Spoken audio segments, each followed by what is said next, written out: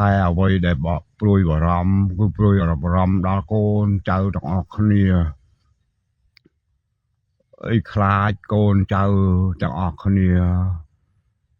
ធ្លាក់ក្នុងដងដានប្រវត្តិសាស្ត្រតាជាថ្មី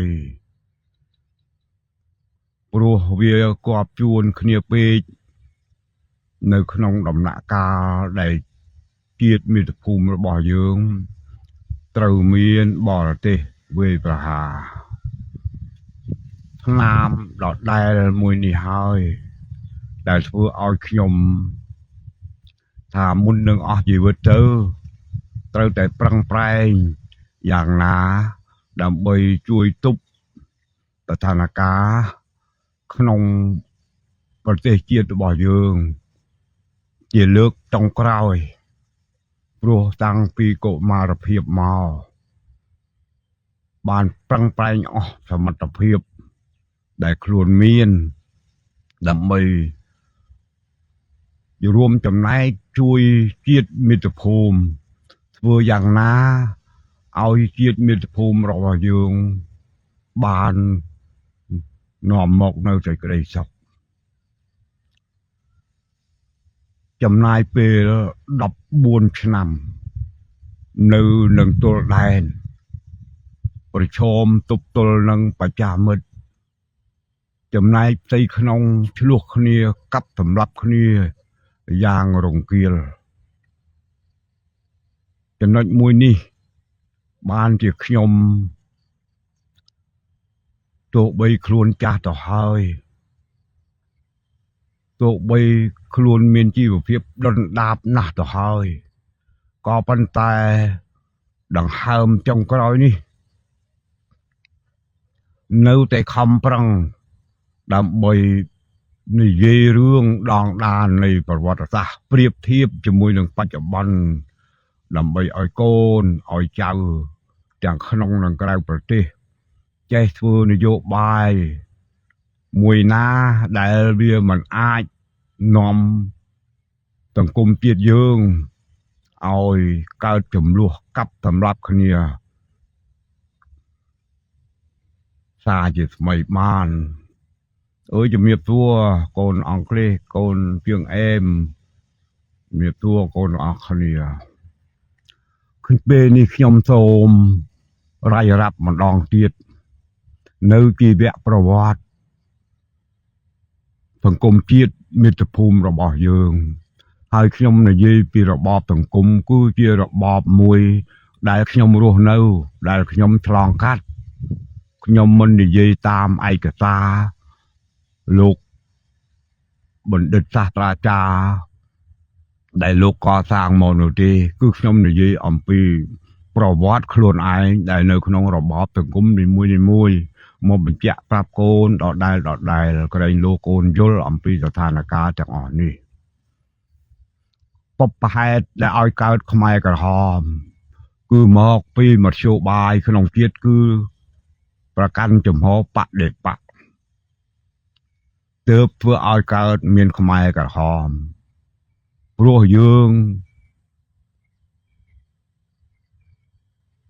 ការចាប់ដើមធ្វើនយោបាយរបស់អិសរាជជនមួយគឺយើងអត់មានចំហអត់មានរូបមន្តអាចសាសតាក្នុងជាតិមាតុភូមិរបស់គេនោះទេចំណុចនេះមួយហើយដែលធ្វើឲ្យខ្ញុំអាម៉ាស់ចំពោះប្រទេសសៀមកើតវិបត្តិនយោបាយធំតែទីបំផុតគេនៅតែរកចំណុចដោះស្រាយបញ្ហាជាមួយនឹងគ្នាធ្វើឲ្យពលរដ្ឋរបស់គេមិនស្លាប់មិនវិនាសអន្តរាយចំណែកយើងវិញឲ្យតែមានដំណោះហើយគឺអត់មានកន្លែងចរចាទេគឺមានតែបដិបកថៃក្រហមឆាងខុនឌីនៅភូមិភាគឦសាននៃប្រទេសថៃខ្មែរក្រហមនៅប្រទេសខ្មែរទីបំផុតអ្នកដឹកនាំសៀមនៅតែអាចដឹកនាំប្រទេសគេមិនឲ្យធ្លាក់ក្នុងមហន្តរាយចំណែកខ្មែរក្រហមដែលកើតនៅក្នុងប្រទេសខ្មែរ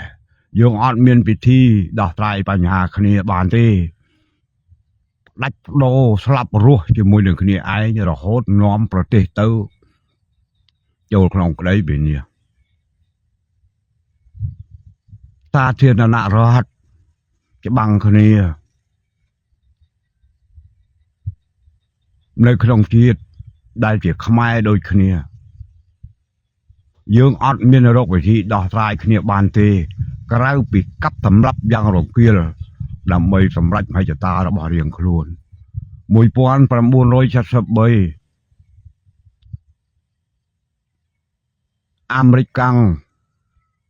បានដកចេញពីឥណ្ឌូចិនយួនខាងត្បូង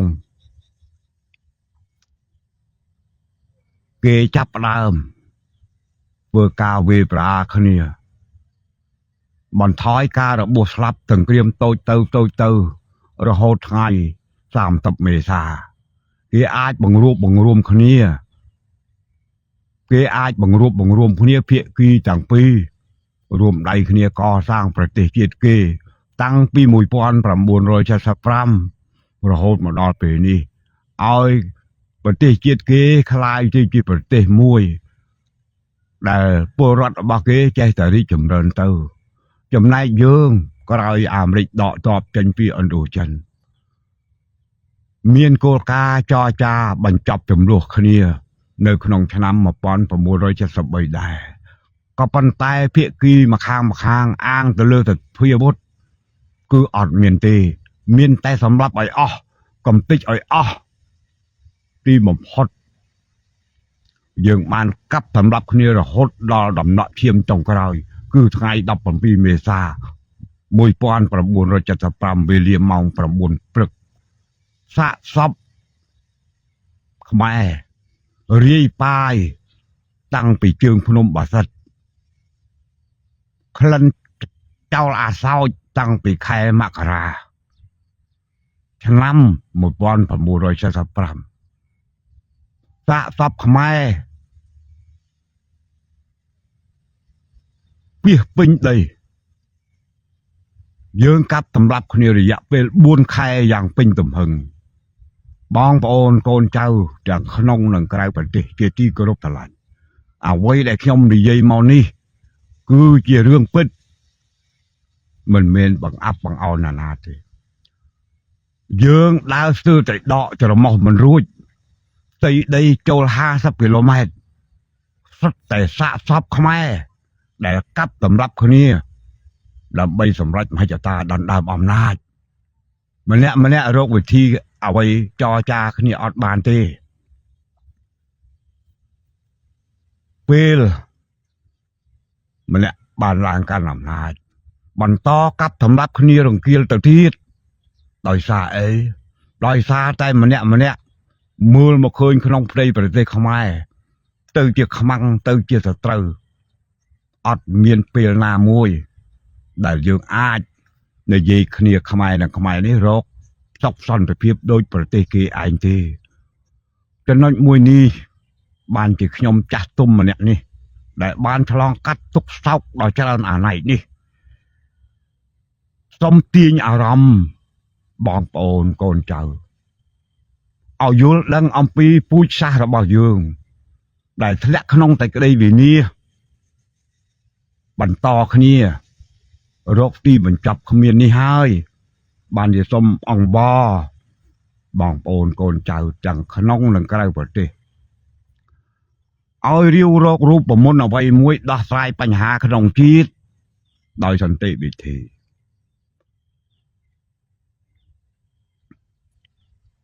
1979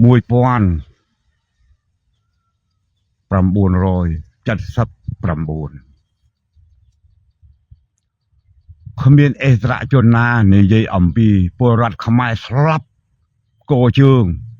នៅក្នុងដំណាក់កាលជំលោះដណ្ដើមអំណាចដើម្បីដោះស្រាយបញ្ហាដែលវាជាប់គាំងតាំងពីទសវត្សរ៍70ដើមទសវត្សរ៍70មកម្លេះទន្ទឹមនឹងសបាយអហូរកញ្ជ្រៀវនៅការផ្ដួលរំលំរបបមួយចោលទៅ ពលរដ្ឋខ្មែរស្លាប់គោជើងគ្នានៅតាមដងព្រៃភ្នំនានាកុមារខ្មែរ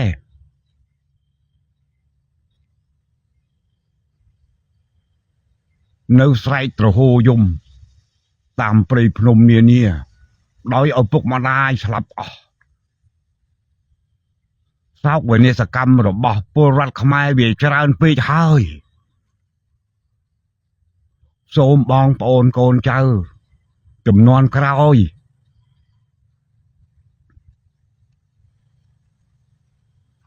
កុំយកមេរៀនដដែលក្នុងការដោះស្រាយបញ្ហាសង្គមនេះបងប្អូនកូនចៅនៅឯនាយសមុទ្របងប្អូនដែលរត់ចាត់ខ្ចាយទៅដល់ឯនាយសមុទ្រគឺដោយសារតែនយោបាយក្នុងស្រុកជាតិរបស់យើងនេះវាមិនអាចរស់នៅជាមួយនឹងគ្នាបានបងប្អូនកូនចៅបានឃ្លាតខ្លាយពីស្រុកកំណើតទាំងតែក្តីឈឺចាប់រងទុក្ខវេទនាដោយសារអ្វីគឺដោយសារតែនយោបាយក្នុងជាតិរបស់យើងវារកចំណុចសាសតាគ្នាមិនរួចចុះជាតិសាសគេចុះហេតុអីគឺគេរកកន្លឹះដោះស្រាយបញ្ហាជាតិមាតុភូមិនេះទៅរួចពួកគេរងវិបត្តិដូចយើងវិបត្តិនយោបាយក្នុងសង្គមដូចយើងពួកគេរងឥទ្ធិពលកុម្មុយនីសឥទ្ធិពលសេរីកក្រើកពិភពលោកដូចគ្នាចុះហេតុអីក៏គេចេះរកប្រមុនរូបប្រមុនមួយបញ្ចប់ចំនួនបដិបកធ្វើឲ្យប្រទេសជាតិគេមានពេលវេលាកសាងជាតិមាតុភូមិរបស់គេរហូតយើងដែលជាប្រទេសមួយធ្លាប់មានអរិយធម៌រុងរឿងคล้ายទៅជាពលរដ្ឋដែលចំពាក់គេវ័នកคล้ายទៅជាពលរដ្ឋទៅធ្វើជាពលករឲ្យគេរាប់លានការឈឺចាប់ទាំងអស់នេះគឺមិនមកពីនយោបាយបដិបកដែរទេក្នុងពេលនេះខ្ញុំបាទស្ទើរតែនិយាយអីមិនកើតបងប្អូនកូនចៅនៅឯនាយសមុទ្រជាទីគោរពស្រឡាញ់ខ្ញុំអត់តូចចិត្តនៅការជេរប្រមាថសពគ្រប់ក្នុងពេលនេះទេអ្វីដែលខ្ញុំធ្វើនេះគឺដើម្បីឲ្យកូនរបស់យើងចៅរបស់យើងធ្វើនយោបាយកុំឲ្យធ្លាក់ក្នុងពេលទៅដល់ក្នុងដំណាក់កាលបដិបកដែលខ្មែរនិងខ្មែរមិនអាចរួមរស់ជាមួយនឹងគ្នានៅកើតបងប្អូនកូនចៅនៅឯនាយសមុទ្របងប្អូនឈឺចាប់តែខ្ញុំនេះតទល់នឹងសត្រូវអត់ដែលថយទៅណាមួយថ្ងៃទេបានយល់ច្បាស់អំពីកលឹះស្លាប់រស់របស់ជាតិបានយល់ច្បាស់អំពីកលល្បិចរបស់សត្រូវដែលវាវាយប្រហារមកក្នុងសង្គមខ្មែរដោយប្រើរូបមន្តឆ្កឹះកុំឲ្យខ្មែរអាចមានឯកភាពជាតិដូច្នេះបងប្អូន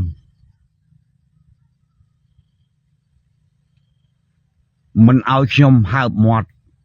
និយាយទៅកាន់កូនចៅទាំងអស់គ្នានោះទេទុកឱកាសឲ្យបងប្អូនកូនចៅនៅឯនាយសមុទ្របញ្ចេញកំហឹងតាមរយៈរុញឈ្នួនបំផ្ទុះនៅក្នុងប្រទេសជាតិរបស់យើងឲ្យកូនយើងកាប់សម្លាប់គ្នានៅផ្ទៃក្នុងប្រទេសដូចឆ្នាំ1970តែខ្ញុំមើលឃើញគ្រោះអាសន្នក្នុងជាតិប៉ុណ្ណេះហើយបណ្ដោយឲ្យកូនយើង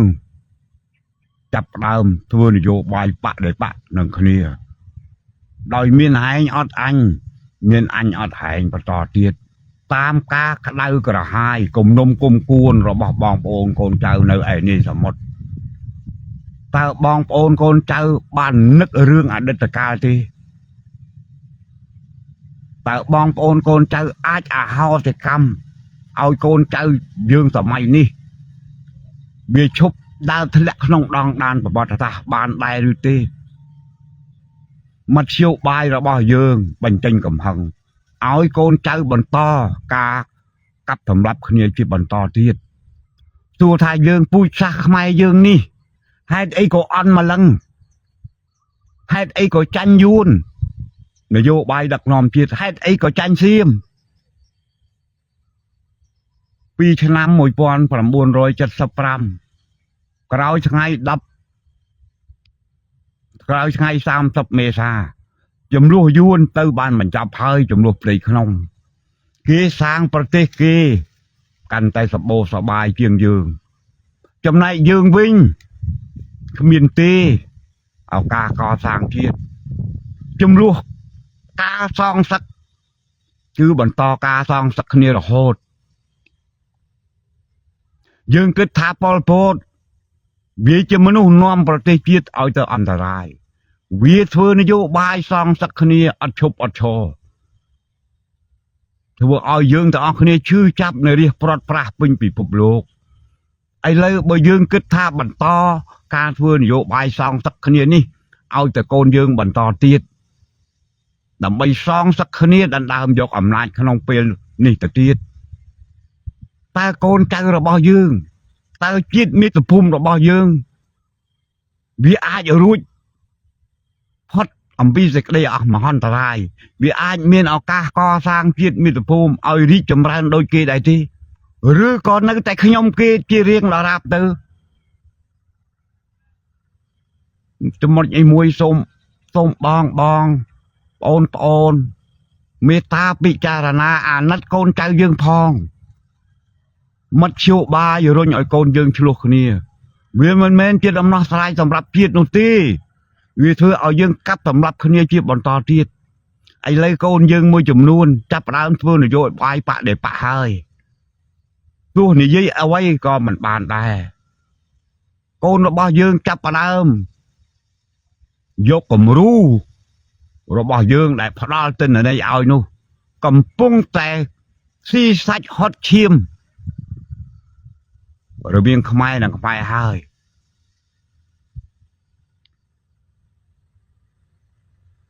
លោកកំពុងវិញជាតិនិយាយលែងដឹងខុសត្រូវធ្លាក់ជាមួយយួនកូនឃើញទេភាសាលោកនេះមួយនេះភាសាលោកមួយនេះប្រសិនបើលោកជាខ្មែរចេះអក្សរខ្មែរយ៉ាងច្បាស់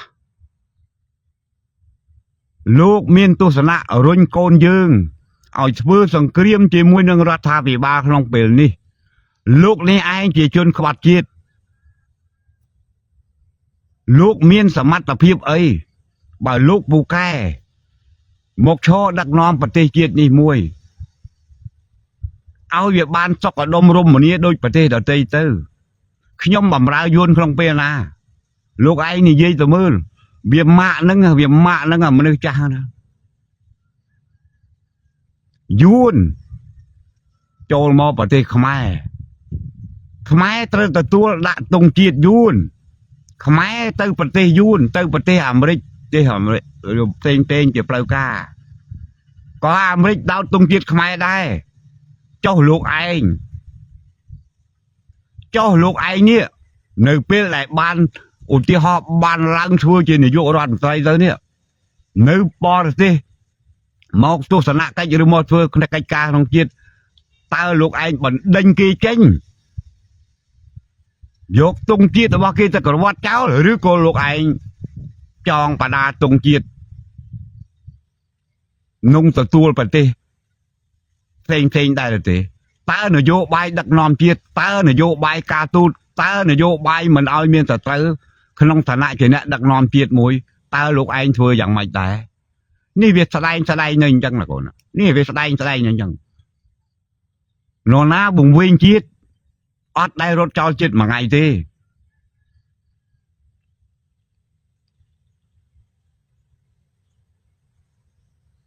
ลูกไอ้คลั่งแต่ประชังจะมวยหนึ่งยุนลูกไอ้นั่งที่นโยบายvùngวิ่งโดยลูกไอ้แต่ประชังยุนตั้งมันดังเจ้าอะไรนั่งไงบ้านจะคนแต่เปล่าเปีย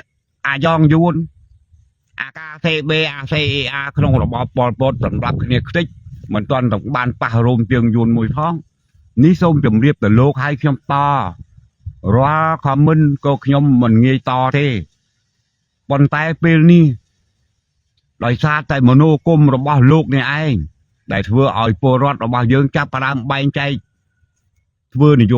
โยบายปะเด็ปะน่าโลกนะโลกไอ้นี่ประเทศจะจารกรรมยวนพองบ้านเจนี่ยี่มันโยนมันสดับต่อเจ้าประกันกีขมิ้นมูลธานเอาไว้เด้ให้โลกไอ้นี่บอกสนในขนมประเทศขมายโลกไอ้นี่ก่อนแต่ก็ห้ามอดก็มันเฮียนห้าพองบ้านปักแกในได้ในเนาะรุ่นโกนยังเอาชลุกนี่ขยมอบรมโกนยังกับเอาชลุกนี่เอาช่วยนโยบายยกรถทำเรื่องเจ้ากูมันไม่เอายกคณะปะประชาชนเจ้ากูรู้ที่สลับปล่อยบ้านลูกbà khi nhom miên cầm nít từ trô pong trô ấy khi nhom mình men rồi nhảy con dương từ chưa ra thăm nó như thế làm bây giờ saiបញ្ហានោះលោកចណានេះហើយណាមិនជាក្មេងប្រហែលទេហើយជាខ្មែរទៅទៀតទៅស្អីអសខ្មែរបានត្រូវទៅទៀតបើលោកស្ដាប់ខ្ញុំកណិតប្រហែលលោកឯងមិនបាច់មកដឹកនាំជាតិនេះទេជាតិរបស់យើងមិនមែននៅក្នុងហ្វីបអូសេអានេះដែលមិនងាយណាទៅប៉ះពាល់នោះទេទោះលោកឯងស្អប់យួនប៉ុណ្ណាក៏ដូនតារបស់យើងក៏នៅមួយយួនកូនចៅជំនាន់ក្រោយតរយជំនាន់ក៏វានៅជាយួននឹងឯងវាមិនអាចលើកប្រទេសនេះចេញពីទីនេះទៅបាននោះទេលោកស្ដាប់ឲ្យច្បាស់ខ្ញុំឲ្យកូនរបស់យើងធ្វើនយោបាយតាមរដ្ឋធម្មនុញ្ញមិនមែនឲ្យកូនរបស់យើងទៅធ្វើនយោបាយចោះចូលជាមួយគណៈបកប្រជាជននោះទេនេះជារូបមន្តនេះមួយជារូបមន្តរបបសេរីភូប៉ាដើម្បីនាំកូនរបស់យើងឲ្យរៀនចេះលទ្ធិប្រជាធិបតេយ្យដើម្បីកុំឲ្យជាតិមាតុភូមិរបស់យើងកាប់សម្លាប់គ្នាបន្តទៅទៀតណាលោកណាលោកនេះខ្ញុំឆ្លើយរាល់ខមមិនពីមុនខ្ញុំអត់ឆ្លើយទេលើកនេះខ្ញុំឆ្លើយហើយតើលោកឯងនឹងវាមានសមត្ថភាពដឹកនាំជាតិនេះដែរឬទេមិនតន់ទាំងបានស្អីផងចាប់ផ្ដើមប្រឆាំងយួនយួនវាក៏បីអីធ្វើនយោបាយប្រឆាំងយួនហើយនឹងតើនាំតើលោកឯងនឹងធ្លាប់ឆ្លងកាត់ក្នុងរបបប៉ុលពតដែរទេដែលថាស្អប់ប៉ុលពតខ្លាំងនោះប៉ុលពតវាមិនមាននយោបាយប្រឆាំងយួនលោកឯងស្ដាប់ទេបើតិចស្ដាប់ទេហើយតើបានកម្ចាត់យួនប្រមាណវានាំឲ្យជាតិមាតុភូមិយើងស្លាប់រះប្រត់ប្រាស់រហូតលោកឯងបានរត់ទៅនៅបរទេសហ្នឹងដោយសារអីខ្លះបើប៉ាកែមកចាំរត់ធ្វើអីនេះរឿងដែលខ្ញុំទៅតបជាមួយនឹងលោកខ្លះព្រោះលោកបានជេរប្រមាថខ្ញុំមិនដែលតទេបើលើកនេះខ្ញុំតហើយខ្ញុំតនេះក្នុងនាមប្រាប់ដល់បងប្អូនកូនចៅទាំងអស់គ្នាដែរ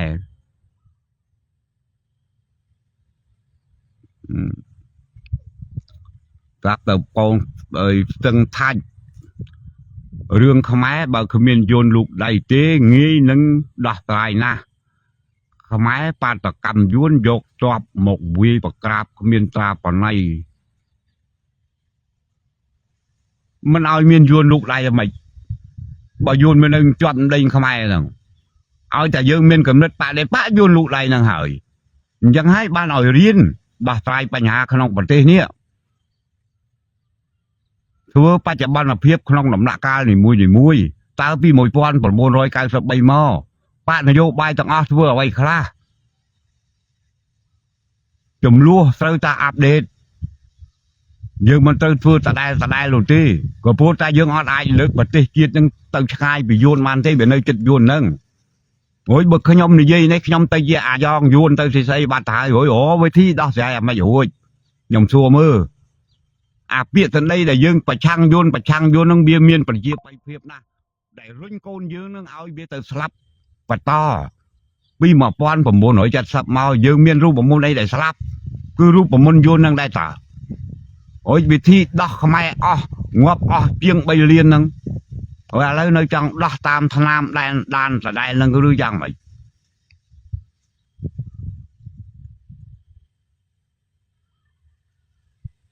ទៅហ៊ានយួនវាចូលបានដោយសារចំនួនខ្មែរនឹងឯងថ្ងៃ18មីនាយើងមិនធ្វើរដ្ឋប្រហារដើម្បីប្រឆាំងយួននឹងតើទីបំផុតខ្មែរជនបទខ្លាយទៅជាយួនជាកងទាំងអស់តើប៉ាកែដែរទេនោះនឹងសូមលោកពិចារណាទៅមើលលោកថាច់មួយនេះខ្ញុំអត់បរៀនកូនទេតែខ្ញុំបរៀនកូនអេមបរៀនកូនផ្សេងទៀតដែលចង់ជួយជាតិមាតុភូមិហើយកុំចូលក្នុងដងដានប្រវត្តិសាស្ត្រដែលនាំឲ្យជាតិមាតុភូមិយើងវារងគ្រោះវេទនាតទៅទៀតក្នុងចំនួនខ្មែរសៀមបិទសេដ្ឋកិច្ចខ្មែរទាំងអស់ទាំងហើមរស់សេដ្ឋកិច្ចខ្មែរគឺនៅតែច្រកខាងយួនទេនៅពេលទទួលគណៈប្រតិភូយួនខ្មែរដោតទុកទងជាតិយួនតាមផ្លូវខ្ញុំប្រតិកម្មកុំឲ្យបំផុសនាំមានគុណវិបត្តិជាមួយនឹងខាងកើតទៅទៀតព្រោះវាស្លាប់ពលរដ្ឋលោកនៅឯនាយសមុទ្រលោកនៅឯក្រៅពីប្រទេសផ្សេងក្រៅពីប្រទេសខ្មែរលោកស្រែកប្រឆាំងនៅទងជាតិយួនលោកប្រឆាំងបានតើប៉ុន្តែខ្មែរនៅពេលដែលសៀមបិទព្រំដែនសេដ្ឋកិច្ចទាំងអស់ពលករខ្មែររាប់លានអ្នកនៅប្រទេសសៀមប្រឈមនឹងវិបត្តិសេដ្ឋកិច្ចចោះបើធ្វើអរិយភាពជាមួយនឹងយួនខាងកើតទៀតច្រកសេដ្ឋកិច្ចត្រូវបិទពីខាងកើតទៀតនរណាស្លាប់បើគ្រាន់តែដោះទងជាតិដោតដើម្បីទទួលគណៈប្រតិភូយួនខ្លាយទៅជាស្វាយរៀងត្បូងឃ្មុំបៃវែងជាយួនទាំងអស់នយោបាយជាតិបែបនេះឬដែលធ្វើឲ្យពលរដ្ឋរស់ប្រសិនណាពើអស់លោកបានធ្វើជាអ្នកដឹកនាំជាតិនៅពេលអស់លោកទំនាក់ទំនងជាមួយការបរទេសជាមួយប្រទេសនានាតើលោកបដិបកមិនទទួលមិនលើកកិត្តិយសឲ្យគេដែលគេជាប្រទេសមួយមកទស្សនកិច្ចនៅប្រទេសយើងដែរឬទេខ្ញុំសួរលោកគ្រាន់តែវិបត្តិត្រូវធ្លាក់ថ្លៃត្រូវចេញតាណាត្រូវដែលពលរដ្ឋរបស់យើងបានត្រូវថ្លៃត្រូវអីកន្លងមកមិនទៅតាមស្រុកយួនដែរទេឬហើយក្នុងពេលនេះស្រឡាញ់ជាតិណាស់ស្រឡាញ់ពលរដ្ឋខ្លាំងណាស់ចង់បង្កចំនួនជាមួយនឹងយួនក្នុងគណៈទេសៈដែលសៀមបិទព្រំដែនទាំងអស់នេះឬបញ្ញាញាណដោះឆ្លៀសវៃចង់ជួយជាតិមាតុភូមិចង់ជួយពលរដ្ឋនៅផ្ទៃក្នុងប្រទេសជំរុញឲ្យពលរដ្ឋផ្ទៃក្នុងប្រទេសបះបោនេះឬគំនិតដែលឆ្លៀសវៃចង់ជួយជាតិមាតុភូមិ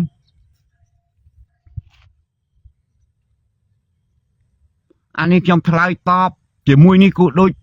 បង្រៀនកូនចៅទាំងអស់គ្នាដែរកូនចៅដែលអាចស្លាប់បានតែកូនចៅស្លាប់មិនបានគឺលោកជាថែមប៉ុន្តែខ្ញុំមិនមានអ្វីតបស្នងសងគុណកូនចៅទេ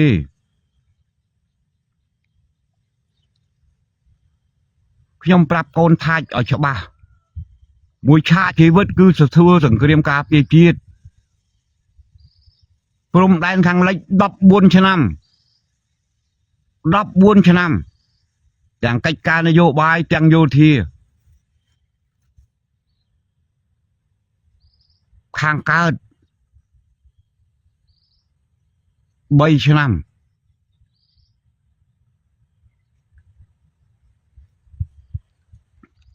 ថែមទាំងអស់លោកទៅដល់សបោសបាយអស់ហើយអស់លោកដែលឈឺចាប់ជាងខ្ញុំនោះដូចជាបងនៅសហរដ្ឋអាមេរិកពេលបងចេញពីកំពង់សោមខ្ញុំកំពុងបង្ហូរឈាមការពារកំពង់សោមបងបានចេញទៅដល់សហរដ្ឋអាមេរិកបងផុតទុក្ខភ័យហើយតែខ្ញុំនៅននីលលើទឹកដីកំពង់សោមយុទ្ធមិត្តជាង500នាក់បង្ហូរឈាមការពារទឹកដីកំពង់សោម ទីបំផុតបងទៅបកកែអេសហរដ្ឋអាមេរិកគ្មានអាណិតមេត្តាថែមទាំងជន់ឈ្លីអ្នកដែលទប់ទល់ជាមួយនឹងយួនការពារប្រទេសជាតិរហូតមានឆ្នាំដល់$23.91អស់លោកទាំងអស់ចាប់ផ្ដើមពាក់ក្រវ៉ាត់ក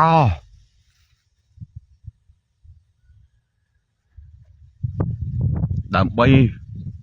មកតស៊ូធ្វើយុទ្ធនាការឃោសនាបោះឆ្នោតបានคล้ายទៅជាឯកឧត្តមមន្ត្រីលោកជំទាវក្រោមឈាមទឹកភ្នែករបស់វីរៈជនដូនតាដែលខំក្រាញននីលរហូតបានដកប្រទេសជាតិចេញពីមាត់ក្រពើអស់លោកចាំមកតែទទួលប្រយោជន៍អស់លោកទទួលប្រយោជន៍ហើយឆ្លោះគ្នាដណ្ដើមប្រយោជន៍ចំនួនបុគ្គលคล้ายទៅជាចំនួននយោបាយធ្វើมันកើតរុញកូនយើងឲ្យបន្តចំនួនខ្លួនឯងដើម្បីសម្រេចមហិច្ឆតាតើសំជាខ្មែរដែលអាណិតស្រឡាញ់ជាតិមាតុភូមិដែរនៅទេមិនដែលខ្វល់ពីជាតិមាតុភូមិអីសូម្បីតែមួយថ្ងៃខ្វល់ត្រឹមតែមកទ្រឹស្ដីអាអ្នកបង្ហូរឈាមនៅរស់ជាថែមជន់កកថែម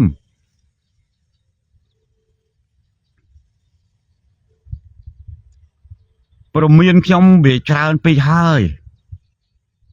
ខ្ញុំអត់តពេលនេះខ្ញុំតហើយតើលោកបានធ្វើអីខ្លះក្នុងការតស៊ូទប់ទល់ការពារជាតិលោកមានឱកាសស្រែកជេរក្រោយដែលឈាមពលរដ្ឋក្រាលប្រសោនេះរក្សាជាតិមាតុភូមិរបស់យើងឲ្យคล้ายទៅទទួលបានរបបប្រជាធិបតេយ្យសេរីភូប៉ាដែលនិយាយជេរបានតាមចិត្តចំណុចនេះមួយគួរមេត្តាដល់កូនរបស់យើងផងជេរប្រមាថត្រឹមខ្ញុំប៉ុណ្ណឹងបានហើយការបកស្រាយរបស់ខ្ញុំគឺអត់ចង់តទេព្រោះយូរហើយអត់តទេក្នុងដំណាក់កាលពេលនេះដែលតនឹងដើម្បីអីព្រោះគោលដៅធ្វើរដ្ឋប្រហារមកក្នុងជាតិមាតុភូមិនេះស្របពេលជាមួយនឹងថៃវៃខ្មែរដើម្បីអស់លោកបានមកធ្វើជាអ្នកមុខអ្នកការមកតាទៀតព្រោះអស់លោកមិនអាចមកបង្កើតបកនយោបាយបានទេដូច្នេះអស់លោកត្រូវយកវិធីអ្វីត្រូវរុញកូនចៅរបស់យើងឲ្យឆ្លោះឲ្យកាប់សម្លាប់គ្នាដើម្បីក្រែងលោមានឱកាសមកធ្វើជានាយករដ្ឋមន្ត្រីមកធ្វើជាឯកឧត្តមលោកជំទាវដូចឆ្នាំ1993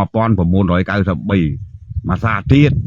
ព្រោះលោកអស់ផ្លូវមកតស៊ូខាងផ្លៃផ្លូវច្បាប់ហើយនៅពេលដែលខ្ញុំបញ្យល់កូនឲ្យចេះធ្វើនយោបាយកុំឲ្យកាប់សម្លាប់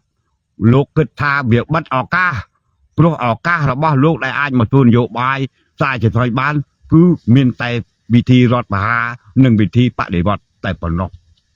ដូច្នេះហើយបានជាខ្ញុំខំបញ្យល់កូនរាល់ថ្ងៃថាកុំឲ្យខ្លាយទៅជាឈ្នន់នយោបាយរបស់ពួកនយោបាយទុច្ចរិតដូចក្នុងដងដានប្រវត្តិសាស្ត្រថាជាថ្មីទៀតដូច្នេះបើអស់លោកវាប្រហារមកលើខ្ញុំអត់ចង់តទេតែខ្ញុំត្រូវតែទប់ទល់ដើម្បីបង្រៀនកូនទាំងអស់គ្នានេះឲ្យស្គាល់សារជាតិពិតរបស់ក្នុងសង្គមនយោបាយដើម្បីមានវិធានការទប់ទល់ឲ្យបានតាន់ពេលវេលាកុំឲ្យធ្លាក់ដល់ក្នុងចំនួនបដិបកព្រោះកូនយើងមួយចំនួនចាប់ដើមធ្វើនយោបាយជាតិគឺចាប់ដើមប្រកាន់ចំហបដិបកទៅហើយសូម្បីតែកូនរៀនច្បាប់$23គ្រាន់តែធ្វើជាខែលដើម្បីបានបន្តជីវិតធ្វើគោលនយោបាយបដិបកនៅក្នុងជាតិនេះគណៈបកប្រជាជនខាងរដ្ឋាភិបាលក៏មានគ្នារាប់លានអ្នកកូនចៅដែលមិនត្រូវការជាមួយនឹងរដ្ឋាភិបាលក៏មានរាប់លានអ្នកមធ្យោបាយបដិវត្តមានតែច្បាំងគ្នានរណាអ្នកស្លាប់គឺពលរដ្ឋខ្មែរប្រទេសជាតិណាជាអ្នកខ្ទេចយួនខ្ទេច សៀមខ្ទេចឬក៏ខ្មែរខ្ទេចគឺខ្មែរខ្ទេចនេះហើយដែលខ្ញុំសូមដាស់បងប្អូនកូនចៅទាំងអស់គ្នាដែលប្រកាន់ចំហកណ្ដាលចង់ធ្វើការតស៊ូដោះស្រាយបញ្ហាវិបត្តិក្នុងសង្គមគឺទៅតែចូលលើរដ្ឋធម្មនុញ្ញចូលមកធ្វើបាយចូលមកធ្វើនយោបាយគឺស្របតាមរដ្ឋធម្មនុញ្ញជាដរាបក៏ព្រោះតែរដ្ឋធម្មនុញ្ញរបស់យើងនេះពិភពលោកសាងឲ្យបញ្ចប់នៅសោកវិនិស្សកម្មបញ្ចប់នៅការកាប់សម្លាប់គ្នាដណ្ដើមគ្នាដឹកនាំដូចពីអតីតកាល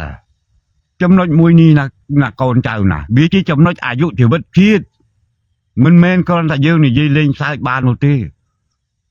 ប្រទេសជាតិរបស់យើងកាលណាធ្លាក់ដល់ក្នុងចំនួនបដិបកវាអត់អាចងាយចាប់ទេបើធ្លាក់ក្នុងចំនួនបដិបកអ្នកដែលរុញឲ្យខ្មែរកាប់សម្លាប់គ្នាយើងស្អប់យួនណាស់ទីបំផុតបើមានទំនាស់បដិបកហើយគឺយួននេះឯងជាអ្នកដុតឲ្យខ្មែររលាយផ្ោះតាងប្រវត្តិសាស្ត្រនៅឲ្យក្រឡាញនៅពេលដែលលោកសេនាប្រមុខលន់នល់ចាប់ផ្ដើមគ្មានមធ្យោបាយដោះស្រាយជាមួយនឹងយួនខាងជើងលោកសេនាប្រមុខលន់នល់ចាប់ផ្ដើមធ្វើរដ្ឋប្រហារសម្ដេចនរោត្តមសីហនុប្រើកម្លាំងហិង្សាប្រដាប់អាវុធដើម្បីកម្ចាត់យកកងតែលោកសេនាប្រមុខលន់នល់គ្មានសមត្ថភាពរត់រួចពីយួននោះទេទីបំផុតយកយួនខាងត្បូងធ្វើជាចៅហ្វាយយួនគេអាចបញ្ជាខ្មែរទាំងសងខាងបានតាមចិត្តយួនខាងជើងបញ្ជាខ្មែរព្រៃម៉ាគីយួនខាងត្បូងបញ្ជាខ្មែរសាធារណរដ្ឋគំរូមួយនេះនៅឲ្យក្រឡាញមែនហើយភិក្ខីសងខាងនៅពេលដែលយួនឲ្យកាប់សម្លាប់គ្នាឯងមើលឃើញតែខ្មែរទេប៉ុន្តែមនោគមវិជ្ជាទាំងសាធារណរដ្ឋទាំងព្រៃម៉ាគីគឺមនោគមយួនដដែលយួនប្រើស្រៀតឲ្យយើងកាប់សម្លាប់គ្នាដដែលឆ្លងរហូតដល់របបប៉ុលពតមនោគមយួននៅតែប្រើឲ្យខ្មែរកាប់សម្លាប់គ្នាឯងបានដដែលឥឡូវទៀតហើយមានចំហបដិបកប្រចាំងយួនក្នុងពេលដែលសៀមបិទព្រំដែនចង់ឲ្យខ្មែរស្លាប់ខាងសេដ្ឋកិច្ចដង្ហើមខ្មែររស់គឺមានតែទៅខាងយួនដឹកដៀវរបស់របរដែលខ្មែរផលិតបានដោយលំបាកចេញឆ្លងកាត់ទឹកដីគេដើម្បីទៅរកស៊ីនៅក្រៅប្រទេសបងប្អូនកូនចៅនៅសហរដ្ឋអាមេរិកមានអង្គរខ្មែរមានលភិតរបស់ខ្មែរបន្តិចបន្តួចបានទៅដល់ជាបណ្ដើក៏តាមរយៈអីគឺតាមរយៈមិនបន្ទុះសារាយជាមួយនឹងយួននឹងឯងចុះបើបងប្អូនបន្ទុះសារាយក្នុងយួនក្នុងពេលនេះបញ្យលកូនរបស់យើងឲ្យស្អប់យួនឲ្យប្រឆាំងយួនក្នុងពេលនេះតើអង្គរជាព្រៃបន្តិចបន្តួចដែលទៅដល់សហរដ្ឋអាមេរិកដែលយើងកំពុងគ្រប់គ្រងនឹងគ្នាទៅតាមណារួចវិធីនឹងឬជួយជាតិវិធីនឹងឬដែលជួយពលរដ្ឋខ្មែរដែលកំពុងលំបាកនេះបងប្អូនជាបណ្ឌិតបញ្ញវន្តបងប្អូនធ្លាប់ប្រមូលខ្ញុំឲ្យទៅនិយាយជាមួយបណ្ឌិតបញ្ញវន្តដែលនៅស្រុកក្រៅខ្ញុំអត់ដឹងថាលោកបណ្ឌិតបញ្ញវន្តគិតយ៉ាងណាទេបានជារកនឹកមិនឃើញមធ្យោបាយជួយជាតិមាតុភូមិរបស់យើងយ៉ាងនេះខ្ញុំបានពិភាក្សានិយាយគ្នាជាមួយអស់លោកដែលជាបណ្ឌិតនេះរករូបមន្តជួយជាតិមាតុភូមិតែហេតុអីបានជាលោកបណ្ឌិតនៅតែមានគំនិតសាបព្រោះកំហឹងរបស់ខ្លួនឲ្យកូនរបស់យើងសងសឹកខ្មែរនិងខ្មែរគ្នាឯងយ៉ាងនេះជារៀងដរាបខ្ញុំអត់យល់ទេ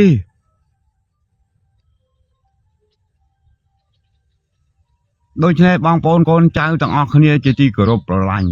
ការដែលខ្ញុំតក្នុងពេលនេះគឺដើម្បីភ្ញួចអារម្មណ៍បងប្អូនកូនចៅឲ្យយល់ដឹងអំពីវិធីសាស្ត្រជួយជាតិមាតុភូមិរបស់យើងឲ្យយ៉ាងពិតប្រាកដព្រោះដូនតារបស់កូនធ្លាប់ច្រឡំហើយដូនតារបស់កូនធ្លាប់ជាគ្នាដូចបច្ចុប្បន្ននេះដែរដូចគ្នាបេះបិទនៅពេលយួនខាងជើងចូលមកក្នុងព្រៃឡង់យើងអត់មានវិធីដោះស្រាយក្រៅពីពិជ័យគ្នាក្នុងស្រុកទេជាយូចាប់ផ្ដើមធ្វើរដ្ឋប្រហារដួលរលំគ្នាដើម្បីដោះបញ្ហាតែដោះអត់ចេញទេពី75ពីឆ្នាំ1970ដល់ពីថ្ងៃ18មីនា1970គ្រាន់តែយើងនិយាយយួនមួយម៉ាត់ដោះស្រាយអត់ចេញរហូតដល់ឆ្នាំ1991 con kết mưa chắc bẹp đập câu mà phây sẽ làm chiêng con tay chồng ngư yuôn con kết mưa hai rương ní sắc xa bật bọt xa từ bữa tao việc đau mà vì ấy cứ đau mà vì yuôn hay tao dương tầm lập yuôn man bà mà nè hay dương tầm lập bố rọt khuôn này ao bà mà liên con tay cao chồng ngư yuôn thay đập vào bay mì ná cho làm một con phần mùa rồi chặt sắp ban bánh chắp chồng ngư yuôn đi nơi thay mà phơi bay tổ lá cho làm một con phần mùa rồi cài mùi hai nó ná chỉ nè bánh chui bánh chắp cứ vì phục lúc cái ảnh nất để khai đạch vui ban kia dốc vô là ca cho bạp mùi mà ao dương của độc bồ chia chụp thưa này vô bài tạm bạch bạch thằng yuôn chẳng là nghịch là ngung đôi con pul mà rồi đập bầm pul lại trôi quay tay ninh anh o cha khăng na anh ban vay trôi tay ninh anh ban thầm lập pul rật yuôn anh o cha khăng na đó là yuôn sọ bình tích một tay thằng mù lúc thế nào một nó sầm lập yuôn tam đong tờ ly anh o cha na anh cầm lịch gì dùng yuôn đạo vinh tăng vì ngay đập bầm bay mi na rồi hốt đó cho năm mà pon bầm rồi cái sầm mùiประชันบางคือมีอันตรายจิตสากมอันตรายจิตองค์การสหประชาชาติมหาอำนาจพรำมาช่วยบรรจับขนมเปรี้ยวยืนในวัยขี้เนี่ยบต่อทิศโกนปลอกใส่เจ้าปลอกใส่ได้จะต้องเปียงสนองเราใส่แต่เรียนประวัติศาสตร์ครูนไอ้บานพิษประกาศมันอันจังตีมันตอนป่าโรมจึงยวนพองยืงวัยขี้เนี่ยมาเพย์สามตับชนามแต่ติดหายเพราะโอนขโมยในประเทศเกาหลีในประเทศญี่ปุ่นในประเทศซีมในประเทศเนี่ยกำปงแต่ลุงขนมมโนกรมวิทยาตำนอกปะในปะในหายตำนอกปะในปะในหายนะโดยเฉพาะขยมนี่เยเรื่องดองดานประวัติศาสตร์นี่ได้บีขมิ้นมาเชี่ยวใบดอกไทรนี่คือเวกับปงแต่เทียนมอซาจะทำให้หายขยมนึงนี่ยัยปรับบองปอนโกนเจ้าต่างออกเนี่ยมันเมียนตอบต่อเตอร์นาเตตาดังหายยวนปิงแคดไฟเรียงบ่เจ้านี่ยัยจังเจ้าทั่วมัดบ้านดังยวนออกมานนะทั่วรอดบ่าตำเละรัฐบาลเราไงดำไปดังยวนจังไปแคดไฟเรียงนะโกนเซิงไทยตาดังทาโยนปิงแคดโยนปิงแคดไฟเรียงเตี้ยลูกตาโตมทลายดอยสมอแล้ววิธีขยมยีมันจังให้นะเอ้ยลูกเสนาประมุกลุนนอลทัวรอดป่าตำละตำไรอย่างรอมเทนุดอยซาแต่โยนปิงไปลังนะโยนใบเมินเนื้อไปลังแล้วเซิงไทยแต่ใบดันยูนไปแค่ไปเบี้ยงเธอมาเจอรัดผาตำรัดคนมาแล้วรัดผาตำรัดคนแทนเต้าลูกตำรัดคนแทนเต้าแล้วไม่รอดไรปัญหาไอ้เส้นทัดแล้วบองปนแค่ไฟเรียงเส้นทัดก็ทายยูนเป็นแค่ไฟเรียงไทยโอ้ยขยมส้มทลายดอกสมอตรังให้เนื้อโยบายระบอกขยมปรับโคนเอาโยกรถทำนั่นพูดจีกูต่อสู้ดอกไม้ปัญหาหนังเจี๊ยดโดยสันติวิธีไอ้นโยบายมาป้อนบุญในจัดงานดำใบมีน้าคือนโยบายรัฐบาลดันยูน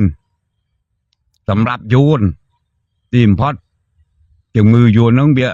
ปีไงดำใบมีซาดอ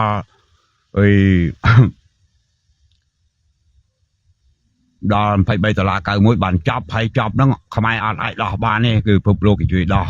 เมียนจะไม่เริ่มเมียนปีซึ่งฟังท่าจะไม่เริ่มเมียนปีนี่จำพลายไอ้โกนขโมยเจริญเรื่อยไอ้เบอร์โกนขโมยท่าโยกมรูลูกเสนาผมมุกลนน็อตก็โยตื้อบ่โยกมรูฉบับไปใบตลาดเก่ามวยดอกไม้ดังสันติวิธีก็โยตื้อเวียนเมียนปีจะไม่เริ่มนั่งเองไอ้ยำเฮ้ยบอกว่าให้โยใช้เธอตื้อจะมือปีนั่งโยตื้อไอ้ตึงทัดnhững mọ đặc nòm ta là na nâng chùm mưa mùi na vô mùi nâng tư ná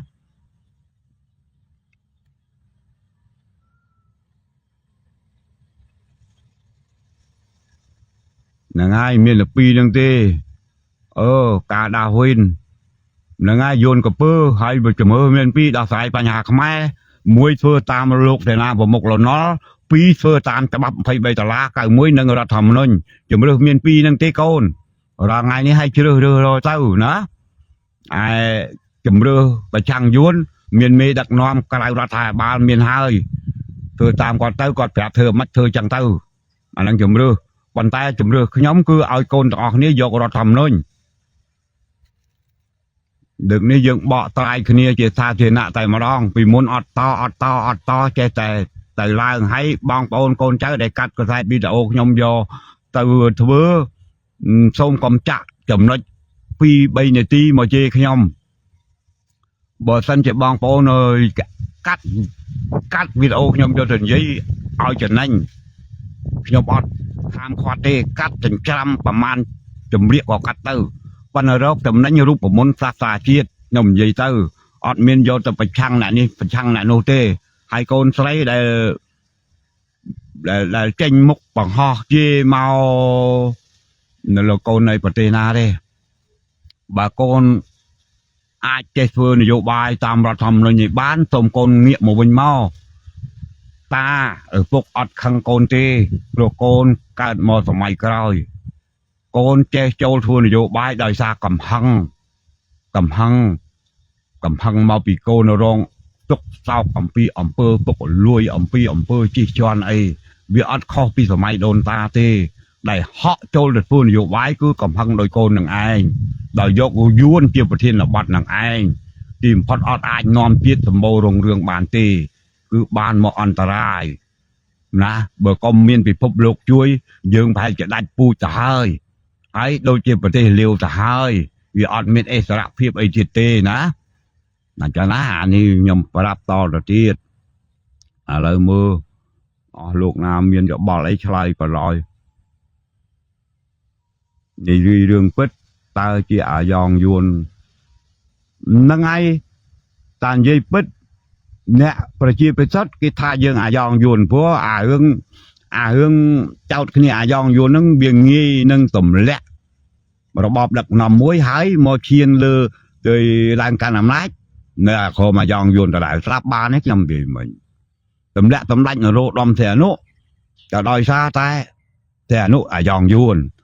មិនមែនធម្មតាទេសរសេរដាក់តាមផ្សារតាមអីសីហនុជាអាយ៉ងយួនសីហនុអីសម្រាប់ពលរដ្ឋខ្មែរដើម្បីឲ្យយួនលោកសេនាប្រមុខលន់នល់ធ្វើព្រុសតម្លាច់សីហនុជាអាយ៉ងយួនខាងជើងហើយត្រាប់តែលោកសេនាប្រមុខលន់នល់ដែលស្អប់យួនខាងជើងខ្លាំងនេះមកយកយួនខាងត្បូងធ្វើជាចវាយណាមកយកយួនធ្វើជាអាយ៉ងធ្វើជាមេដឹកនាំបច្ចេកទេសប្រយុទ្ធអាវុធយុទ្ធភ័ណ្ឌបានឡើងសាក់តូចធំអីគឺយួនខាងត្បូងជាអ្នកតឡើងនេះដងដានវត្តតាដែលអត់ដែលណានិយាយប្រាប់កូនទេទីបំផុតមកប្រកែរឿងខ្លួនឥឡូវចាស់អស់ហើយរុញកូនឲ្យស្លាប់ទៅនោះម្ដងដោយអ្នកដឹកនាំកូនកំហុសនយោបាយក្នុងជាតិច្បាំងជាមួយនឹងស្ដេចសម្ដេចសីហនុឆ្លោះគ្នាចង់សងសឹកមិនដឹងធ្វើយ៉ាងម៉េចមានឱកាសមកម្ដងហើយតែសងសឹកមកមិនបានត្រឡប់បន្តឲ្យកូនទាំងអស់គ្នានឹងសងសឹកដោយយកជំងឺយួននឹងឯងវាប្រធានបទព្រោះអាចអាប្រធានបទជំងឺយួនមួយនឹងវាលះឆ្កឹះកូនបាន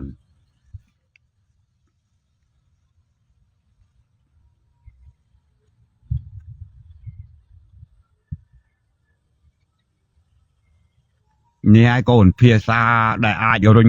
ប្រទេសជាតិយើងឲ្យស្លាប់បានគឺពេលនេះហើយគេបខំចោតជាអាយ៉ងយួនឲ្យប្រឆាំងយួនក្នុងពេលនេះគឺចេតនាគេសម្រាប់ពលរដ្ឋខ្មែរក្នុងប្រទេសទេកូនចាំឲ្យជាក់ណាស់ហើយកូនរៀនមើលមនុស្សគឺរៀនមើលមនុស្សបែបនេះឯងណាកូនប្រុសស្រីទាំងអស់គ្នាដែលកំពុងមើលខ្ញុំព្រោះខ្ញុំនិយាយមិញហើយកូនមើលចោះពួកដែលជាចារកម្មបរទេសកូនមើលចោះពីមុនមកក៏ដូចគ្នានៅពេលដែលយួនមកនៅក្នុងបៃឡង់ ទម្លាក់កំហុសហ្នឹងទៅលើសម្ដេចតាហើយធ្វើរដ្ឋបហាខ្លួនឯងមកនៅក្រោមយន្តខាងត្បូងហើយចាប់ដើមចោលគ្នាអាយៈកងអាចក្រពតមិនសូវចោលយន្តខាងត្បូងទេក៏ពោះយន្តខាងត្បូងនៅក្រោមចក្រពត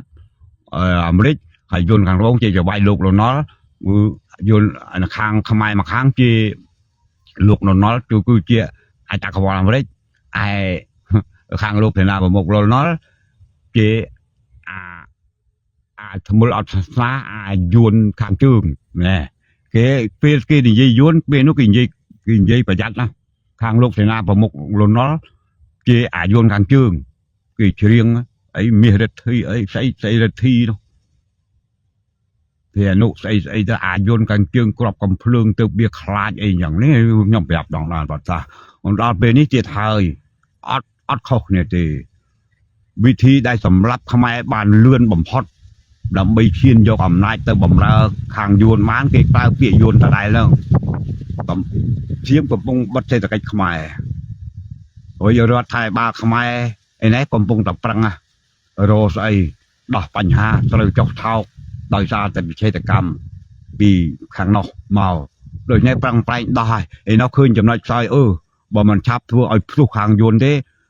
រដ្ឋាភិបាលនេះអត់ទាន់ងាប់ទេអញ្ចឹងហើយបានគេ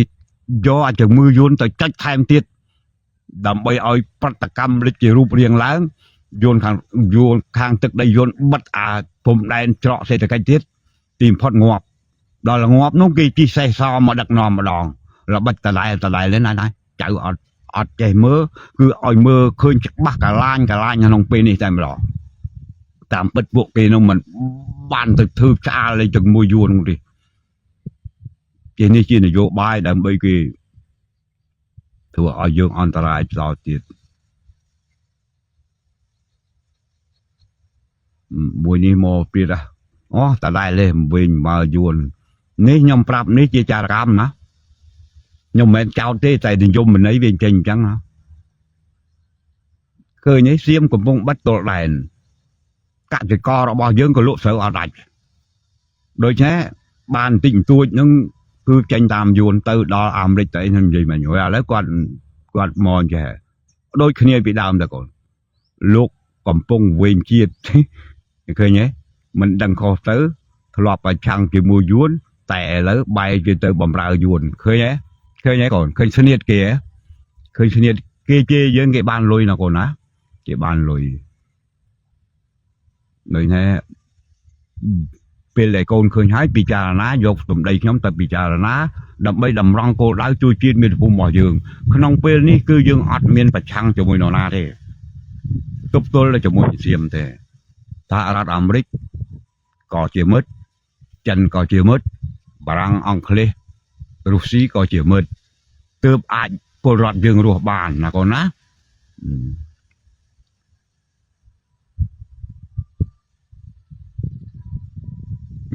កូនថាច់កូននេះនឹងគាត់លែងយល់ហើយបើយល់មិនក៏បាត់ដែរលោកនេះនយោបាយរបស់កូនមានតែព្រួលរលំរដ្ឋាភិបាលនេះទេអាហ្នឹងវាចេញមកអញ្ចឹងហើយព្រោះបញ្យល់អីលែងយល់ហើយប្រហែលតែយល់អត់យល់យើងទៅធ្វើមិនទៅកូននយោបាយរបស់គាត់គឺមានរំលំរបបថប់ថ្ងៃនេះចោលទើបអាចងើបរួចពីយួនណាយើងបញ្យល់មិនក៏គាត់អត់យល់ដែរដូចនេះទៅតាមតាណាណាកូនណាហើយលោកនេះកំពុងតែវិញហើយខ្ញុំអត់ចេះឈ្មោះលោកទេលោកអីនេះធ្វើទៅលោកប្រមូលទៅកូនយើងប្រមាណចៅយើងប្រមាណទៅប្រឆាំងយួនទៅមកហើយជួយជាតិបានហើយណោះមកតាថ្លៃអើយកូនកម្រិតហើយមើលចោះកូនអែមកមើលចោះពួកគេគឺសត្វស្វាញណាវាមិនមានតែឥឡូវទេណាកូនតាំងពីដើមមកគឺអញ្ចឹងណាកូនណាដែលជាតិមាតុភូមិយើងរកវិធីជួយជាតិអត់បានគឺអញ្ចឹងណាកូនណាគឺអញ្ចឹង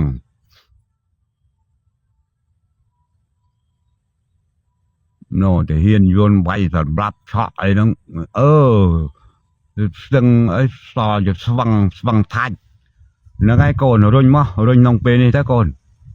ប្រឆាំងមួយយន់ខាងកើតទៅហើយសៀមវាយពីលិច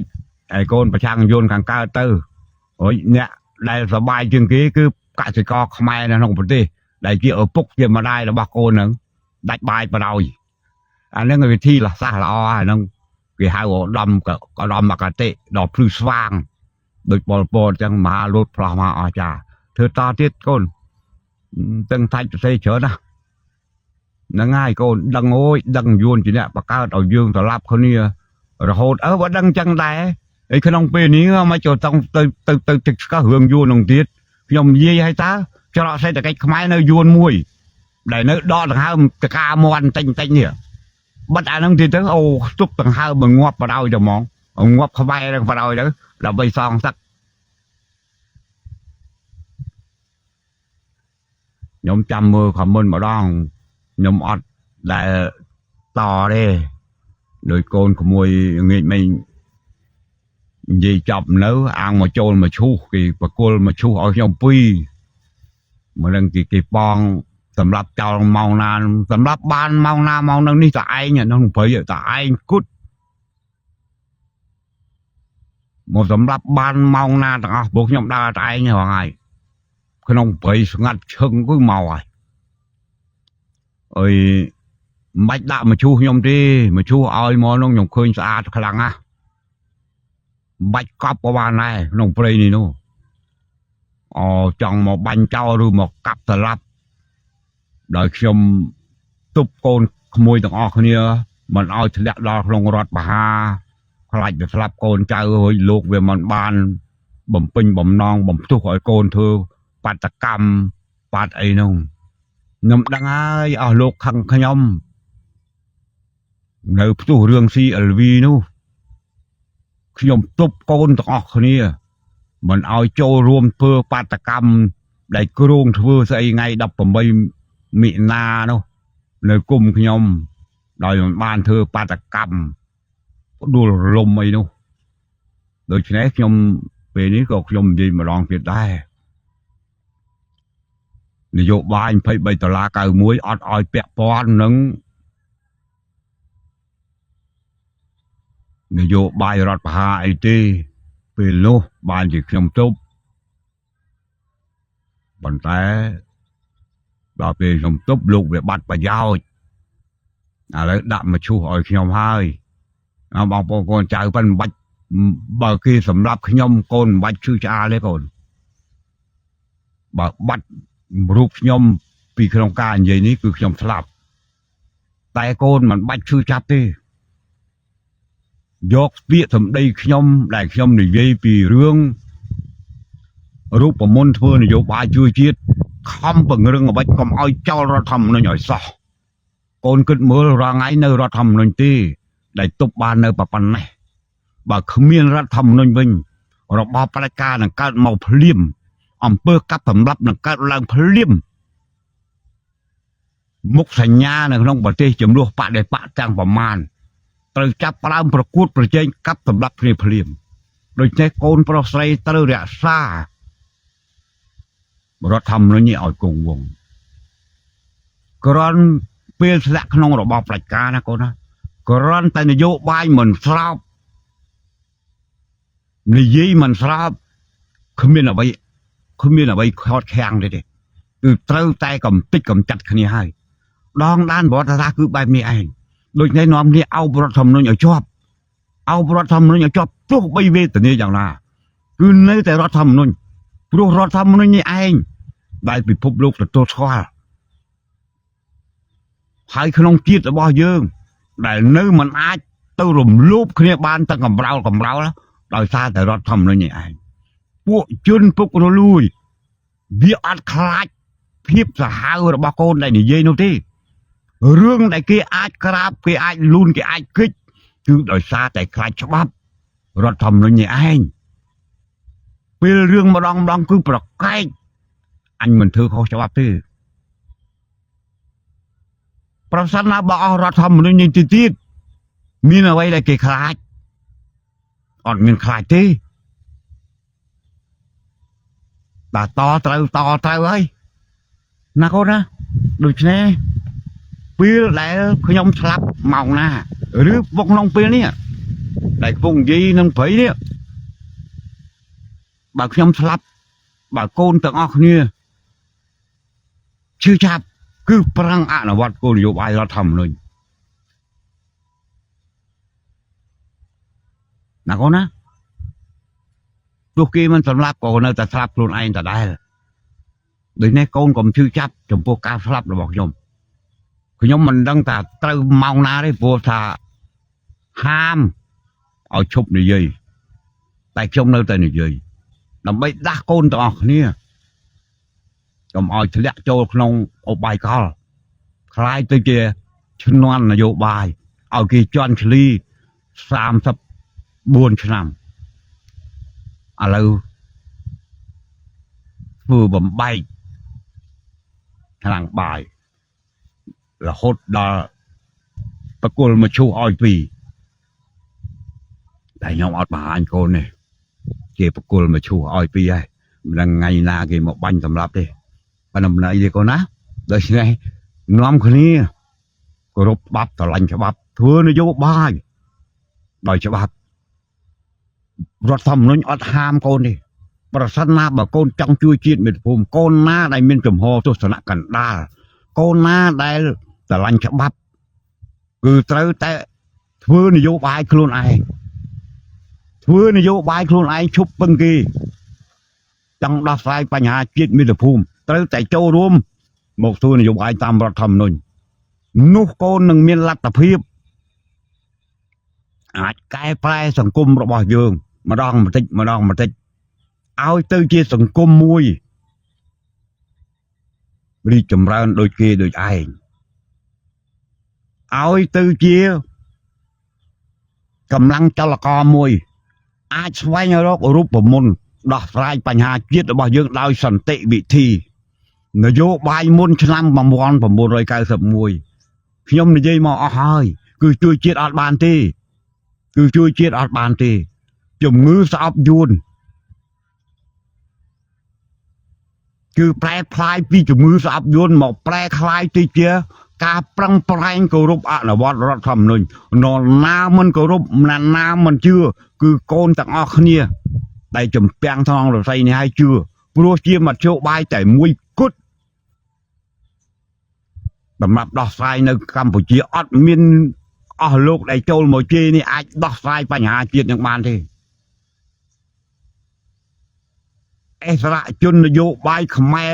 តាំងពីបណ្ឌិតសាស្ត្រាចារ្យបញ្ញវន្តលោកមានបញ្ញាញាណអីខ្ពង់ខ្ពស់អត់ដោះស្រាយបញ្ហាខ្មែរបានបើគ្មានសហគមន៍អន្តរជាតិជួយដោះទោះបីអិសរាជជនបកកែមកនៃណាក្នុងជាតិរបស់យើងអត់ដោះបានទេមែនហើយវីរៈជនដូនតារបស់យើងសាងក៏បានអស់លោកបកកែខ្លាំងខ្លាតែអស់លោកបណ្ឌិតបញ្ញវន្តស្អីនៅក្នុងទសវត្សរ៍70រហូតមកដល់ពេលនេះគឺគ្មានមធ្យោបាយដោះស្រាយបញ្ហាសង្គមជាតិឲ្យរីកចម្រើនដោយប្រទេសសៀមប្រទេសយួននេះជាក់ស្ដែងនៅកឡោតហ្នឹងហើយវាគ្មានមធ្យោបាយអីក្រៅតែពីកាប់ស្លាប់គ្នាជុកចង្វាក់ខ្នោះគ្នានឹងនេះអត់មានរឿងអីហ្នឹងដូច្នេះកូនទាំងអស់គ្នាត្រូវតែយល់អាបញ្ហាហ្នឹងមកចូលរួមធ្វើនយោបាយដោយយកច្បាប់ជាគោលរដ្ឋធម្មនុញ្ញគឺប្រកាន់របបប្រជាធិបតេយ្យសេរីពហុបកដូច្នេះកូនមានសិទ្ធិបង្កើតបកនយោបាយដោយខ្លួនឯងការបង្កើតបកនយោបាយខ្ញុំជឿថារដ្ឋាភិបាលអត់ប្រឆាំងទេបើសិនជាមានលក្ខខណ្ឌសម្បត្តិត្រឹមគ្រប់គ្រាន់ដោយមិនខ្ចីដៃពីអ្នកនេះអ្នកនោះមកឲ្យចាប់ឡើងធ្វើនយោបាយជើងថ្មីខ្លួនឯងប្រសិនណាបើពីរដ្ឋាភិបាលលោកបដិសេធអានោះចាំដឹងថាវាគ្មានជំរឿសប៉ុន្តែខ្ញុំជឿថារដ្ឋាភិបាលនៅតែត្រូវការរបបប្រជាធិបតេយ្យសេរីពហុបកមកដឹកនាំប្រទេសជាតិដដែលរឿងការចំនួនគ្នារហូតរលំរលាយវាផ្ដើមចេញពីទំនាស់ដណ្ដើមបនស័កតាមបែបមិនទទួលស្គាល់លទ្ធផលនៃការបោះឆ្នោតតែកូនទាំងអស់គ្នាមេរៀននោះវាជាមេរៀនមួយសម្រាប់ឲ្យកូនធ្វើការតស៊ូជួយជាតិមាតុភូមិកាលណាចូលរួមធ្វើនយោបាយហើយ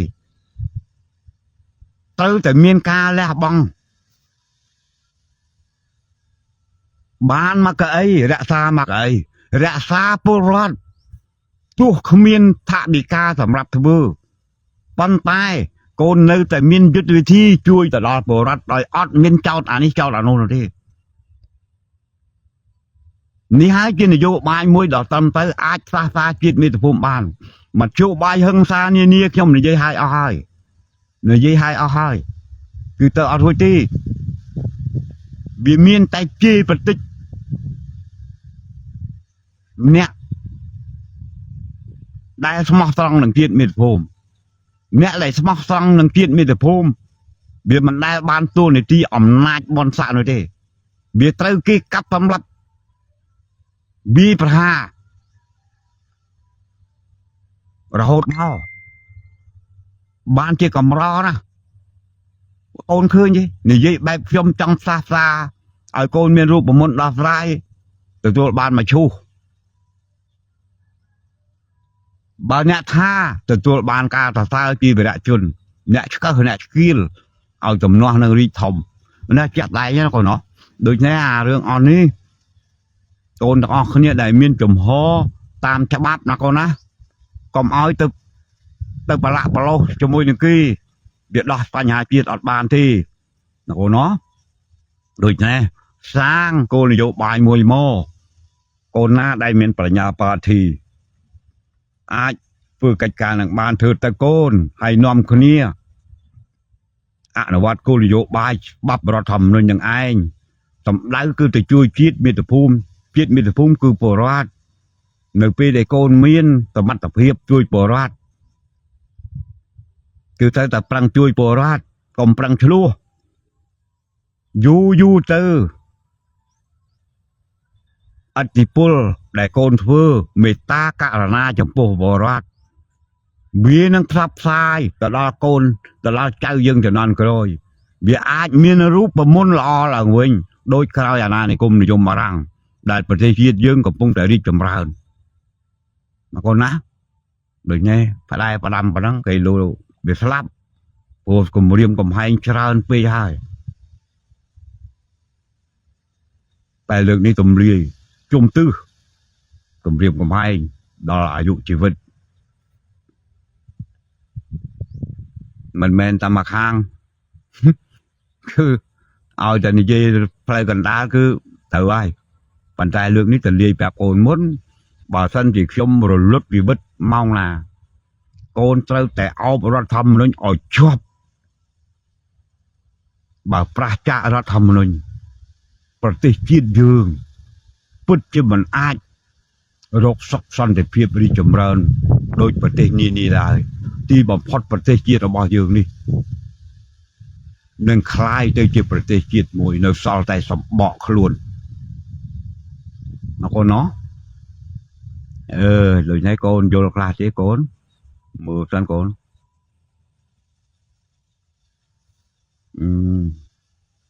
កូនមើលក្នុងខមមិនមកកូនអាចវាស់បានហើយណាកូនណាពួកគេអត់ស្ដាប់ការបញ្យល់ទេទោះបីយ៉ាងណាក៏គេទៅតែធ្វើម៉េចឲ្យវាកើតរដ្ឋប្រហារនឹងឲ្យបានដើម្បីសម្រេចមហិច្ឆតារបស់គេបានមកកាន់អំណាចដូច្នេះគេអត់យល់ទេមុនចិត្តភ្លឺនេះខ្ញុំទទួលបានច្រើនណាស់អំពីការវាយប្រហារមកលើខ្ញុំបានដូចនេះជីវិតរបស់ខ្ញុំកាន់តែមានហានិភ័យប៉ុន្តែខ្ញុំនៅតែរក្សាគោលជំហរនិយាយទៅកាន់កូនបែបនេះជារាបរហូតដល់ថ្ងៃរលត់សង្ខារណាកូនណាចំហមួយនេះកុំកែប្រែណាកូនណាទុកតាគេអត់យល់ចឹងទេចៅសឿនអើយគេថាយើងទៅធ្វើបែកគោលដៅរបស់គេពួកគេរុញឲ្យប្រទេសជាតិរបស់យើងនេះធ្វើរដ្ឋបហាដើម្បីផ្ដួលដាក់ដឹកនាំជាតិរាល់ថ្ងៃនេះទៅបានជាមធ្យោបាយជួយជាតិបើមិនផ្ដួលអូយថ្នាក់ដឹកនាំជាតិរាល់ថ្ងៃនេះទេគឺมันអាចជួយជាតិបានទេដល់តាប្រាប់ថាឲ្យកូនទាំងអស់គ្នាជួយជាតិតាមបែប ជឿរដ្ឋធម្មនុញ្ញវាធ្វើឲ្យនយោបាយរបស់គេហ្នឹងវាប៉ះពាល់គេមិនអាចរំលំរដ្ឋាភិបាលថ្ងៃបានដូច្នេះគេខឹងបានគេដាក់មឈូសឲ្យតានោះចៅហើយមិនដឹងជាយ៉ាងណាទេព្រោះគេមានក្រុម MO អីគេនៅក្នុងប្រទេសយើងដែរមិនអីទេកូននិយាយនេះយកនិយាយត្រៀមប្រាប់កូនជាមុនគេលោមកទៅវាស្លាប់បាត់វាអត់បានប្រាប់កូនតែខ្ញុំអត់ឲ្យសងទឹកគេទេបើគេបាញ់ខ្ញុំស្លាប់ឬក៏គេបើករថយន្តបំបុកឲ្យស្លាប់កូនបាច់ប្តឹងផ្ដាល់គេទេបើកូនដែលស្រឡាញ់ខ្ញុំជឿតាមខ្ញុំពេលដែលខ្ញុំស្លាប់គ្រាន់តែបន្តនៅបទពិសោធន៍អ្វីដែលខ្ញុំនិយាយទៅនេះបន្តធ្វើការងារទៅទៀតអត់អីទេនៅក្នុងសង្គ្រាមស្រៀមស្លាប់គ្រប់នាទីទោះបីស្លៀកស្លឹកឈើហើយក៏មិនដែលចុះញោមដែរហើយដូច្នេះពេលនេះក៏ត្រៀមស្លាប់ដូចតែគ្នាធ្វើម៉េចជួយទប់ប្រទេសនេះកុំអាយមានបដិវត្តកុំឲ្យមានរដ្ឋប្រហារដូច្នេះវាប្រឈមថាទៀតតែអត់អីទេគាត់ណោះអត់អីទេនេះគាត់ថាផ្ដាំមុនហើយគេលោកគេដាក់ភូសទៅមានពាក្យណាគេនិយាយមួយកូនទៀតនិយាយមុនហើយណាគាត់ណោះដូច្នេះការនិយាយនេះវារឹតតែបង្កើននៅគេក្តៅវាដែរណោចូលកូនជើងអេមបងប្អូនគ្នាថ្ងៃនេះវាបើយើងអត់បកខ្លះអត់មានរឿងអីប្រាប់កូនទេអំពីហានិភ័យដែលកំពុងកើតមានឡើងណាកូនណោះហ្នឹងហើយកូនទាំងអស់គ្នាខំបឹងផែងកូនធ្វើនយោបាយលែងពឹងគេទៅណាកូនណាលែងទៅផ្សារភ្ជាប់គេអញ្ចឹងទៅធ្វើខ្លួនឯងកូនកសាងទៅនៅពេលដែលកូនដូចថាមាននយោបាយត្រឹមត្រូវហើយសុំទៅក្រសួងមហាផ្ទៃទៅធ្វើទៅកូនជាប្រវត្តិសាស្ត្រមួយសម្រាប់កូនណាកូនណាជាប្រវត្តិសាស្ត្រមួយសម្រាប់កូនណាដែលយល់ដឹងអំពីវិធីជួយជាតិដោយសន្តិវិធីកូនចាប់ផ្ដើមធ្វើនយោបាយគឺអត់មានប្រះចាកទេរៀនសូត្រសកម្មភាពណែនាំគ្នាធ្វើស្របតាមរដ្ឋធម្មនុញ្ញរបស់ជាតិយើងជាតិដល់រាបទើបអាចជួយជាតិបានណាកូនណាទើបអាចជួយជាតិបានណាកូន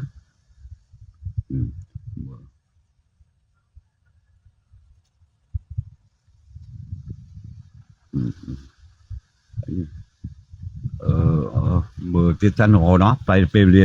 ទីឆៃមើលសិនភ្នែកវាអន់អញវ៉ែនតាមានកូនមួយនៅប្រទេសក្រៅលោកកាត់ឲ្យមួយមិនដឹងយ៉ាងម៉េចដោះវ៉ែនតាចេញវាវិលមុខរកដួលវាធ្លាក់វ៉ែនតាទៅដី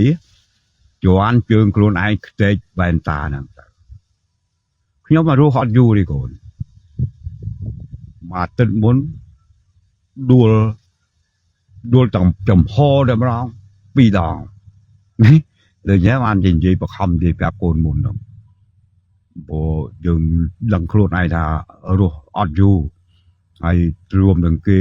គម្រាមដាក់មឈូសដាក់អីមកទៀតយើងគិតថាវាគៀកស្លាប់មែនតើហើយនួយឲ្យខ្ញុំដូរចរិតទៅនៅមួយកន្លែងខ្ញុំអត់នៅកើតទេខ្ញុំចូលមកតែព្រៃចឹងឯងឡើងភ្នំអីតែឯងចឹងឯងកូនណោះអូកូនអើយសូមជំរាបកូនចៅអញ្ចេះនៅពេលដែលខ្ញុំឆ្លើយតបខមមិនកូនដែលនេះមក Facebook វាអត់ឲ្យចុចតែមេដៃក៏វាមិនឲ្យដែរអាហ្នឹងមិនដឹងធ្វើម៉េចបានឃើញមុខកូនក្នុងទូរស័ព្ទចង់និយាយទៅវិញមេស្រុកវាអត់ឲ្យវាថាអីទៅមិនទេកូនទៅស្ទេមកថាគុំមិនទេដូច្នេះបើឃើញខ្ញុំមិនឆ្លើយតបកូនចៅទាំងអស់គ្នាមេត្តាអនុគ្រោះផងណែ Facebook ទេវាឲ្យមិនឲ្យឆ្លើយនោះប៉ុន្តែខ្ញុំមើលខមមិនកូនក្មួយទាំងអស់គ្នានឹងឯងដូច្នេះប៉ុណ្ណឹងក៏ណោះប៉ុណ្ណឹងហើយហើយពាក្យពេចន៍ខុសធ្ងន់ស្រាលទាំងឡាយទៅប៉ះកូនចៅទាំងអស់គ្នាគឺចង់ជួយទប់ទល់ កុំឲ្យប្រទេសជាតិរបស់យើងធ្លាក់ក្នុងដងដានបរិសាសពិសេសក្នុងពេលនេះវារឹតតែត្រូវខំប្រឹងប្រែងទៀតហើយសង្គ្រាមសេដ្ឋកិច្ចអត់ងាយចប់ទេទោះបីសង្គ្រាមយោធាចប់តែសង្គ្រាមសេដ្ឋកិច្ចនៅអូសបន្លាយព្រោះសង្គ្រាមសេដ្ឋកិច្ចការកសាងសេដ្ឋកិច្ចទៅបន្តិចវាយឺតធ្លាក់មកវិញវាលឿនឡើងទៅវិញវាយឺតដូច្នេះសូមបងប្អូនកូនចៅទាំងអស់គ្នាដែលមានគំនិតស្នេហាជាតិមាតុភូមិកុំឆ្កឹះទំនាស់ខ្លាំងក្លាពេកពិសេសច្រកសេដ្ឋកិច្ចខាងកើតយើងអត់ទាន់មានសមត្ថភាពដែលអាចថក់ចេញទៅបរទេសនានាដោយប្រើផ្លូវយុទ្ធសាស្ត្រខ្លួនឯងបាននៅឡើយទេនេះជាចំណុចរបស់យើងដូច្នេះសូមបងប្អូនកូនចៅទាំងក្នុងនិងក្រៅប្រទេសមេត្តាយល់អំពីចំណុចស្លាប់រស់របស់ជាតិផងអីបងប្អូនកូនចៅនៅឯនេះសមុទ្រខ្ញុំមិនអាចឈប់និយាយបានគឺដោយសារតែខ្ញុំមិនអាចបោះបង់កូនចៅរបស់ខ្លួនដែលក៏ឃើញកំពុងតែប្រឈមចំពោះហានិភ័យធ្លាក់ចូលក្នុងដងដានបរិសាសដូច្នេះសូមបងអាណិតមេត្តាអហោសិកម្មដល់ខ្ញុំបាទផងប្អូនស្រីជាទីគោរពស្រឡាញ់ប្អូនស្គាល់ខ្ញុំបងស្គាល់ខ្ញុំច្បាស់ហើយថាខ្ញុំនៅទីណាតែខ្ញុំធ្វើអ្វីខ្លះពេលនេះខ្ញុំមិនអាចឈប់និយាយបានដោយសារតែរួមគ្នាពន្យល់ដល់កូនចៅរបស់យើងឲ្យចេះស្រឡាញ់ជាតិមាតុភូមិពិសេសក្នុងពេលនេះប្រសិនបើខ្ញុំមិនទប់កូនចៅរបស់យើងទាំងអស់គ្នាធ្វើប្រតិកម្មចំនួនជាមួយនឹងខាងកើតអ្នកស្លាប់គឺពលរដ្ឋក្នុងប្រទេសនេះដូច្នេះខ្ញុំមិនអាចឈប់និយាយបានតាមទំនោរពររបស់ប្អូនស្រីជាទីគោរពស្រឡាញ់ខ្ញុំអត់មានភ្លេចគុណប្អូនស្រីទេនៅពេលដែលប្អូនស្រីជួយខ្ញុំក្នុងដំណាក់កាលដែលខ្ញុំកំពុងតែវេទនាក្រីក្រខ្ញុំនឹងសងគុណកូនវិញប្អូនវិញតាមរយៈជួយទប់បញ្ហាប្រទេសជាតិជួយទប់កូនរបស់យើងកុំឲ្យខ្លាចទៅជាឧបករណ៍របស់អ្នកនយោបាយគេធ្វើឲ្យជាប់គុកគេធ្វើឲ្យស្លាប់រហូតកូនយើងមិនដឹងខ្លួនថាគេបោកប្រើដូច្នេះសូមប្អូនមេត្តាអនុគ្រោះដល់ខ្ញុំផងបងប្អូនកូនចៅជាទីគោរពស្រឡាញ់សូមបងប្អូនកូនចៅទាំងអស់គ្នាប្រកបដោយសេចក្តីសុខសេចក្តីចម្រើនខ្ញុំជម្រាបលាហើយបងប្អូនកូនចៅ